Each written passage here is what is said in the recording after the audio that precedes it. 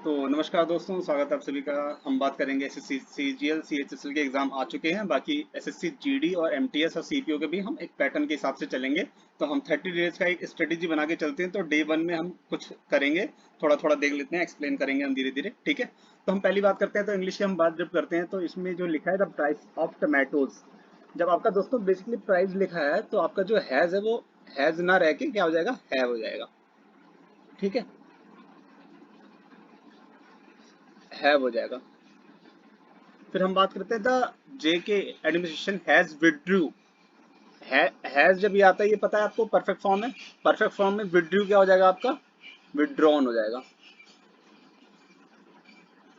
तो आपका क्या हो जाएगा, विड्रॉन।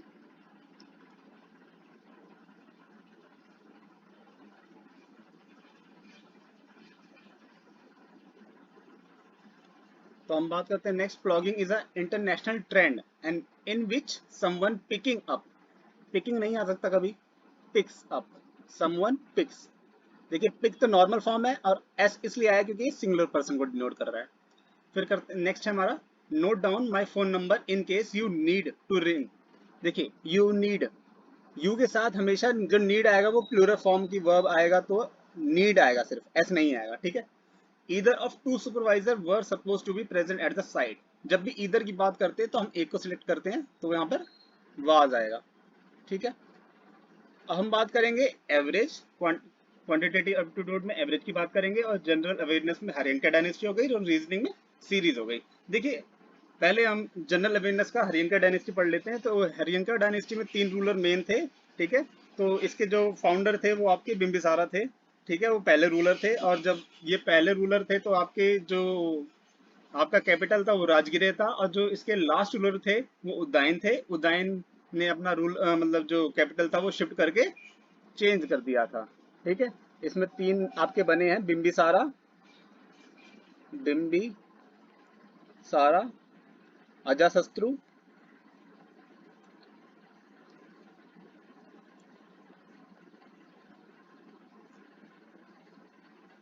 और उदयन। उदयन ने अपने पिताजी को मार दिया था, तो ये भी बात ध्यान रखना, क्योंकि इन्हें पितृ हंता भी कहा जाता है, मतलब पितृ की हत्या करी थी इन्होंने। तो हमारे 3 रूलर थे, तो इनके टाइम पे कैपिटल क्या थी, राजगीर है। इनके टाइम पे भी यही थी। इन्होंने चेंज करके क्या कर दिया था, पाटलिपुत्र कर दिया था, पाटलिपुत्र। ठीक है, हम बात करते हैं रीजनिंग की। ठीक है, रीजनिंग का भी थोड़ा हम देख लेते हैं। तो बेसिकली आपकी जो सीरीज होती है उसमें कुछ पैटर्न होता है। या तो वो चीज मल्टीप्लाई करके कुछ ऐड होना रहा है, मल्टीप्लाई 1+1 होगा, मल्टीप्लाई 2+2 होगा, मल्टीप्लाई 3+3 होगा। बाकी ये नंबर फ्लैक्चुएट कर सकता है, 1 की जगह 2 भी हो सकता है, 3 भी हो सकता है, 4 भी हो सकता है, अलग अलग चीजें हो सकती हैं। अब हम बात करते हैं मल्टीप्लाई ना रह के क्या होता है। एक होता है आपका पॉइंट से मल्टीप्लाई हो जाता है, 0.5 से हो गया, फिर 0.1 से हो गया, वो 1 से, 0.1 नहीं, 1 से हो जाएगा। ठीक है, तो फिर क्या हो जाएगा आपका, 0.1.5 हो जाएगा। अगर ये चीज नहीं भी दिया तो ऐसे भी हो सकता है, जैसे 0.1 का डबल कर दो, कितना हो जाएगा, 1 हो गया आपका सिर्फ। फिर इसका डबल कर दोगे तो 2 हो जाएगा। इस तरह से भी सीरीज चल सकती है आपकी। आपका क्यूब का भी होता है, बेसिकली क्यूब भी हो सकता है, स्क्वायर भी हो सकता है। ठीक है, स्क्वायर की फॉर्म में सीरीज चलती हैं। अब क्यूब माइनस स्क्वायर भी हो सकता है आपका। ठीक है, तो ये भी चीज ध्यान देना। कभी कभार जब आपका एक और राउंड आ जाता है, तो हमने 4 चीज देख ली है। अब हम जैसे हम बात करते हैं कोई चीज, यहाँ पर 1 लिखा है, फिर 1 लिखा है, 2 हो गया, क्योंकि इन दोनों को ऐड करा 2 हो गया। अब इन दो टर्म को ऐड करोगे 3 हो जाएगा, इन दोनों टर्म को ऐड करोगे तो 5 हो जाएगा, इन दोनों टर्म को ऐड करोगे तो 8 हो जाएगा। एक ये सीरीज भी होती है। तो आपको हर पैटर्न पता होना चाहिए, क्योंकि एग्जाम में आपको जो सीरीज दी जाएगी बेसिकली आपको आइडेंटिफाई करना है वो किस फॉर्म में है। और ज्यादा से ज्यादा यही चीज होता है, आप अगर पहले चेक करेंगे उसका जो डिफरेंस हो रहा है वो ज्यादा ग्रो कर रहा है, तो बेसिकली वो मल्टीप्लाई के फॉर्म में है। अगर डिफरेंस में ज्यादा फ्लक्चुएशन नहीं आ रहा, जैसे 7 है, 10 है, फिर 13 हो गया, फिर 16 हो गया, तो ये एक डिफरेंस एड ऑन हो रहा है। ठीक है, तो हम एक एड ऑन की बात करेंगे तो हम ऐसे आइडेंटिफाई कर सकते हैं कि इसमें कुछ ऐड हो रहा है और इसमें कुछ मल्टीप्लाई हो रहा है, इसलिए जो नंबर है वो ज्यादा इंक्रीज मल्टीप्लाई हो जा रहा है। ठीक है, हम बात कर लेते हैं एवरेज। ये बहुत बढ़िया टॉपिक है। अब हम बात करते हैं एवरेज। देखिए एवरेज का मेन कॉन्सेप्ट आपको ये समझना पड़ेगा कि मैंने अगर किसी नंबर को कह दिया कि भाई मेरे पास 6 बंदे हैं, तो उनका सबका एज जो है 42 है। ठीक है, तो मतलब क्या हुआ, सबके पास 42 है। अब यही चीज मैं कहूँ कि यहाँ पे मैं 44 दे दिया, यहाँ पे मैंने 46 कर दिया, यहाँ पे मैंने 48 कर दिया, तो जाहिर सी बात है जो यहाँ पर सम होगा वो 42 × 3 तो होगा ही। और हमने इसको क्या दिया, 2 एक्स्ट्रा दे दिया, हमने इसको क्या दे दिया, 4 एक्स्ट्रा दे दिया, हमने इसको क्या दे दिया, 6 एक्स्ट्रा दे दिया। अब ये सारी चीजें माइनस कर दो, 2 + 4 + 6। देखिए बेसिक अगर कंसेप्ट समझ गए ना आप, तो आपका खत्म है काम, आपको कुछ नहीं करना है एग्जाम में। आपको इतना पता होना चाहिए कि एवरेज से कोई चीज कितनी बढ़ रही है और कोई चीज कितनी कम हो रही है। एग्जाम में आपको चीज यही देखनी है। देखिए एग्जाम में आपको क्वेश्चन जो दिया जाएगा ना, वो इस फॉर्म में दिया जाएगा, 65.5, 63.5, पहली मतलब टोटल एवरेज ये दे रखा है 12 संख्या का, ठीक है, 12 संख्या का एवरेज आपको दे रखा है कितना, 65.5। अब मैंने कह दिया ये पहली 4 संख्या का ये है, और आखिरी संख्या मतलब मैं कह दूं अगर इसमें 9 संख्या का 62 एवरेज है, तो बताइए फिफ्थ संख्या का एवरेज कितना होगा। सॉरी यहाँ पे 9 नहीं आएगा, कितना आ जाएगा आपका, 7,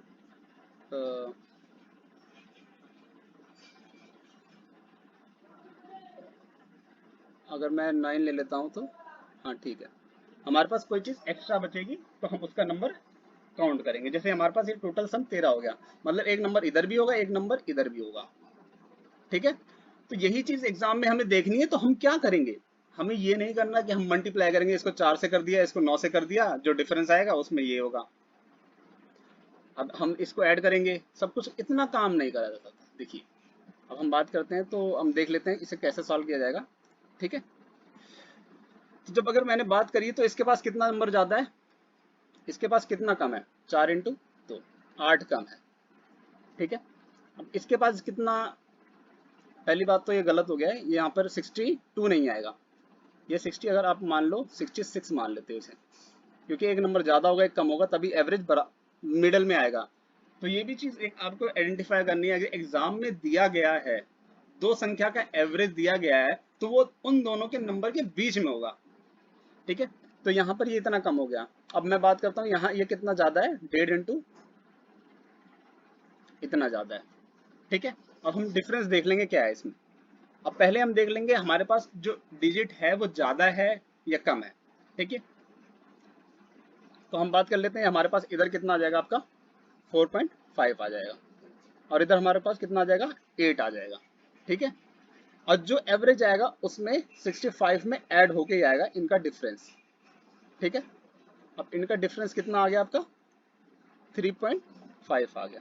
अब आपको ये देखना है कि ये ऐड होगा या सब्ट्रैक्ट होगा। तो ये आप कैसे आइडेंटिफाई करोगे कि ऐड होगा सब्ट्रैक्ट होगा, ठीक है। अगर मैं इस 65 में ये सारी चीजें पुट कर देता हूं तो इधर माइनस करूंगा, ठीक है।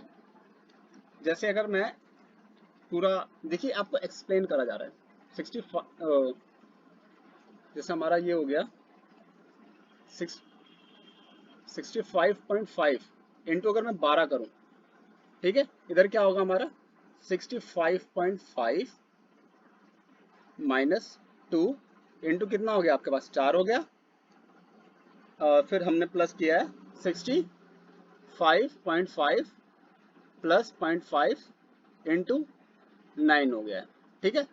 और जो हमारे पास इधर एक क्या चीज होगी, यहाँ पर x लिखेंगे, तो ये x आपको नंबर बताएगा, ये इस साइड है। एक आपका होता है LHS, एक होता है RHS, right hand side left hand side, और ये आपका बराबर आना चाहिए, ठीक है। तो 12 तो ये हो गया, तो ये आपका कितना 4 इधर से निकल जाएगा और 9 इधर से, तो मतलब एक एक्स्ट्रा आपके पास क्या बचेगा, 6.5 बचेगा, ठीक है। अब हम बात करेंगे इधर कितना आ जाएगा आपका, -8 आ जाएगा, इधर आपका कितना निकल जाएगा, प्लस का 4.5 हो जाएगा, मतलब जाहिर सी बात है वो कम हो जाएगा, 3.5 माइनस का हो जाएगा, तो आपका आंसर कितना आ जाएगा, 62। तो देखिए एग्जाम में आपको इसी तरह से समझना है। एक मिनट में चेक कर लेता हूँ, हाँ, तो ये माइनस होगा तो आपका आंसर ये आएगा। देखिए एवरेज को ऐसे ही समझा जाएगा, एग्जाम में बहुत ज्यादा कॉम्प्लिकेशन दे देता है आपको, 6.5.5, 6.6.6 ऐसे जब नंबर देता है तो आपको एक एवरेज समझना पड़ेगा कि अगर मैं हर पर्सन को उतना एवरेज दे दूं तो मेरे पास जो एक्स्ट्रा बचेगा उसी को हमें फर्दर किसी को देना पड़ेगा। ठीक है, तो क्वेश्चन में आपको जैसा लगे आप वीडियो सेक्शन में कमेंट करें, जरूर बताएं। और मैं एवरेज पे एक और बढ़िया सी वीडियो बनाऊंगा अगर आपको नहीं समझ आया, क्योंकि मेन चीज आपको एग्जाम में ये सारी चीजें नहीं लिखनी, आपको सिर्फ डिफरेंस से काम करना है। डिफरेंस कितना है एवरेज, और इन 4 बंदों में एवरेज कितना दिया गया है, इनका डिफरेंस कितना है, इन 9 बंदों में एवरेज कितना कम है। फिर हम इन 9 बंदों को मल्टीप्लाई करेंगे, इधर 4 बंदों को मल्टीप्लाई करेंगे, जितना हमारे पास कम है जितना हमारे पास ज्यादा है, और फिर इसी को हम एड ऑन करेंगे एक नॉर्मल एवरेज नंबर में, तभी हमें आइडेंटिफाई होगा उस पर्सन का नंबर। तो थैंक यू दोस्तों, बाकी आप बने रहें, हम 30 दिन का स्ट्रेटेजी बना के चलेंगे, बाकी एक एक टॉपिक कवर करेंगे। तो आज हमने हमने 4 टॉपिक कवर करें। इंग्लिश का हमने बेसिकली इंग्लिश के हम एरर्स देखेंगे, एरर से हम काफ़ी चीज़ें सीखेंगे, और एरर से हमें काफ़ी चीज़ें हम डेवलप कर सकते हैं। जैसे एरर भी हो गया, फिर हम जब बात करेंगे तो जैसे सब्स्टिट्यूशन आपका आ गया, रिप्लेस करना आ गया, तो आप रिप्लेस भी कर सकते हो। और क्वांटिटेटिव में आज हमने बात करी है एवरेज की, और जनरल अवेयरनेस में हमने आज बात करी है हरियंका डायनेस्टी की। मतलब 3 रूलर थे, आपको थोड़ा सा और ब्रीफ में पढ़ना है। देखिए, मैं एक राह देने की कोशिश कर रहा हूँ, और आप भी फोकस करें और मैं भी फोकस करता हूँ, तो इस चीज में हम ग्रो करेंगे। फिर हम बात करते हैं रीजनिंग में, हमने बात करी है इतने तरीके से, मतलब हम रीजनिंग में जो सीरीज होती हैं वो इतने तरीके से चलती हैं, इसमें और भी आप मल्टीप्लिकेशन कर सकते हो, और भी चीजें बढ़ेंगी। ये तो मैंने सिर्फ आपको 4-5 चीजें बताई हैं, मगर जो इसकी मल्टीप्लाई चीजें होती हैं मैंने आपको सब बताया है कि अगर नंबर ज्यादा मल्टीप्लाई हो रहा है तो वो समझ जाओ कि वो रेप्लिकेट मल्टीपल की फॉर्म में हो रहा है। अगर नंबर थोड़ा थोड़ा इंक्रीज हो रहा है तो मतलब समझ जाओ कि उसमें कुछ एड ऑन हो रहा है। ये नंबर में सब्ट्रैक्ट हो रहा है तो वो सब्ट्रैक्ट हो रही है, नंबर में दो टर्म ऐड हो रही है, या 3 टर्म पहले की ऐड हो रही है। ये सारी चीजें आपको ध्यान देनी है। देखिए दोस्तों, और ये जब आपको पैटर्न पता होगा तो आप अच्छे स्कोर करोगे। तो होपफुल आपको आपने एंजॉय करा होगा इस वीडियो को। Thank you.